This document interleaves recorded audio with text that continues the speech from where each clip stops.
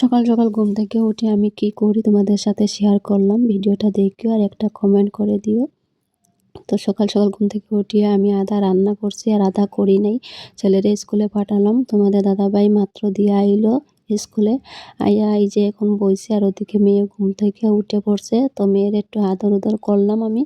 করে ওরে কইতেছি তুমি এখানে বসো, আর না হলে এখান থেকে পড়ে যাইবা। কালকে তুমি পড়ছিলে না? তো ওরে দেখালাম কিভাবে পড়লো, ওইটা মানে দেখাইতেছিলাম। তারপর আমি রান্নাঘরে আইয়া পড়লাম। আইয়া এখন ওই যে আধা বাকি ছিল রান্না করার, তো বেগুন ভাজিটা করি নাই। বেগুন ভাজিটা বসাই দিলাম। বসাই দিয়া এখন তোমাদের দাদাভাইয়ের টিফিনটা পরিষ্কার করে নিতেছি।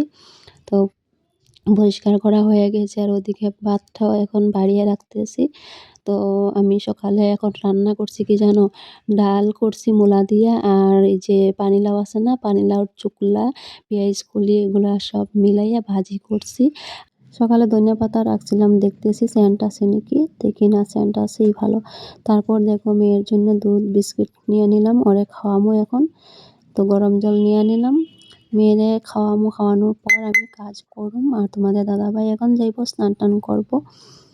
তো মেয়েরে নিয়ে যখন বইছি খাইতে, মেয়ে খাইতে আসে না, ওর মোবাইল লাগে। তা ওর পাপার কাছ থেকে মোবাইলটা নিয়ে নিল। দেখো আমি প্রথমে একটু মুখে দিয়ে দিলাম, দেখলাম গরম কীরকম, ও খাইতে পারবো কি না। তো খাওয়া হয়ে গেছে, এখন সামনের রুমটা একটু পরিষ্কার করে নিলাম। কাপড় ধুমো, তো বেড কভারটা বাইর করে নিছি, আর এখন একটা পাতায় দিলাম।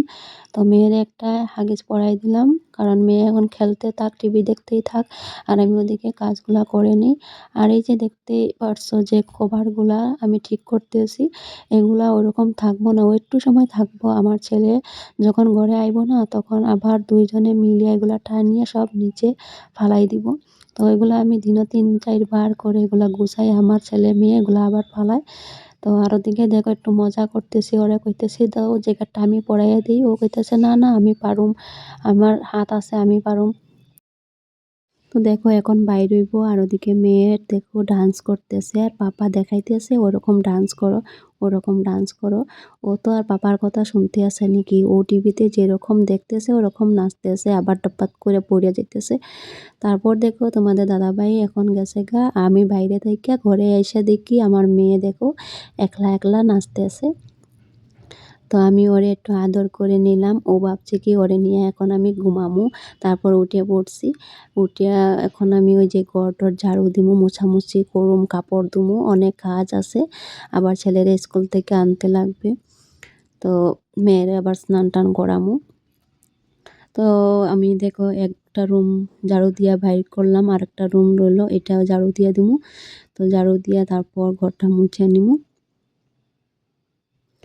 তো আবার দেখো ঘর-টর ঝাড়ু দেওয়া হয়ে গেছে, বিছনা গুছানো হয়ে গেছে। আর এই যে দেখো কাপড় বাইর করছি, এখন এগুলা ধুমু। রান্নাঘরে কাজ আছে, রান্নাঘরে সব পরিষ্কার করে নিলাম। আর এই যে মোছামুছি করে এখন পূজাও দিয়ে দিলাম। তারপর দেখো রেডি হইতেছি, এখন স্কুলে যাবো। আর আমার মেয়েরও খিদা পাইয়া গেছে, তো কান্নাও করতেছে, আমার পিছনে পিছনে হাঁটে আর কাঁদতেছে দেখো তো। তারপর ওরে কোলে নিলাম, দেখি না কান্না মানে করতে আছে। তো ভাবলাম খিদা পেয়ে গেছে মনে হয়, ভাত খাওয়াই দিলাম। তো ভাত খাইলো। এখন জুতাটা পরাইলাম, জুতাটা পরাই এখন আমি মা মেয়ে এখন স্কুলে যাইতেছি। ছেলেরে আনমু, আনার পর মেয়েরে ঘুম পাড়ামু, তারপর ছেলেরে খাওয়ামু। এখানে গিয়া একটু সময় দাঁড়ালাম, তারপর ছুটি হয়ে গেছে। তো ছেলেরে খুঁজে পাইতেছি না, পরে দেখি বাইরেছে এই যে ব্যাগটা মানে খুঁজে পাইতেছে না। তারপর পাইলো, আর পরে আমরা আইটা আইটা এসে পড়লাম ঘরে।